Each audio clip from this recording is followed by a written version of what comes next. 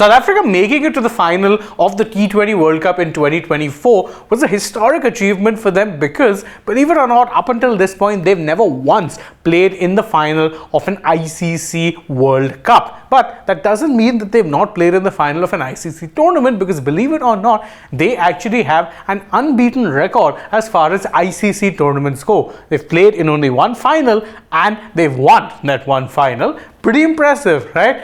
But when exactly did that particular win come about and how exactly did it happen? Well, to do that, we'll have to take you back all the way to 1998 and the genesis of a tournament that ICC thought would actually bring about more revenue for the lower ranked nations or the smaller nations, the ones who were still not competitive at the international level, and ensure that they brought in some revenue which they could reinvest into the game. The tournament I'm talking about, the ICC Knockouts Trophy, or what was basically the forefather to what is today known as the ICC Champions Trophy. It came about in 98 and it was of course something that the ICC came up with as an idea of sorts to try and give more game time, more exposure and distribute more revenue to the smaller nations. To that effect, it was actually held in Bangladesh, despite the fact that at that point in time Bangladesh was not a test playing nation. They got the hosting rights but they didn't participate in that particular tournament. It was part of the ICC's push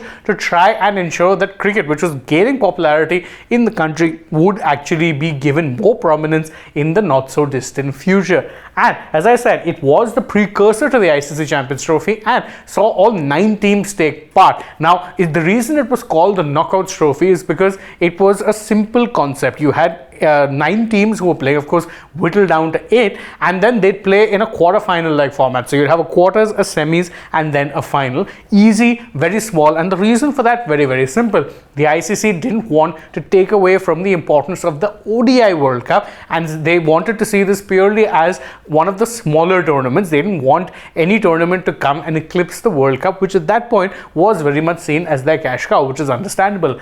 But you're asking though, how is it that 9 nations played? Well, it's very simple.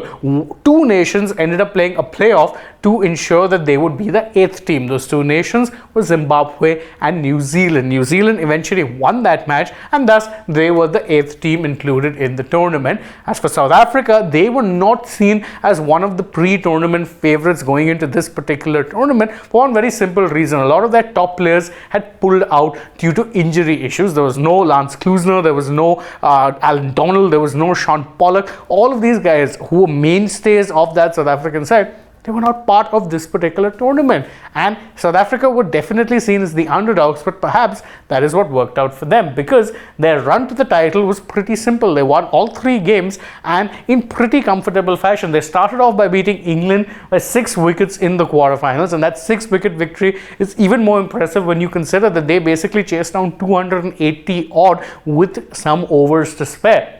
Then they beat Sri Lanka by 92 runs, defending in the semi-final, which was of course determined by Duckworth Lewis.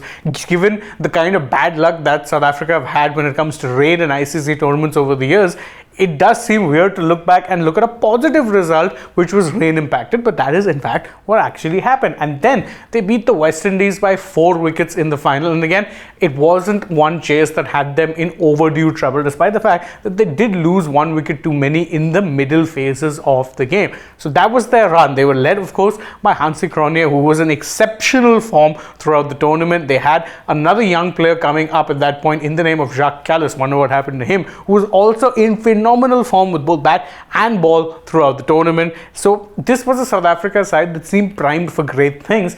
Unfortunately, this one tournament victory in Bangladesh remains their sole ICC trophy, and again I'm saying this with the knowledge that this video was recorded before the ICC T20 World Cup final of 2024. Do you think that South Africa can potentially add to this, or is their 26-year long wait going to be extended by at least another year? You can let us know that in the comments below, and don't forget to like this video, share it with your friends, subscribe to the channel, tap the bell icon, follow us also on social media. We're on Instagram, X, and Facebook. Don't forget to download the Sports app, and if you're already on the channel, go ahead and check out some other videos we've done as well. For now though, from my side, it's goodbye.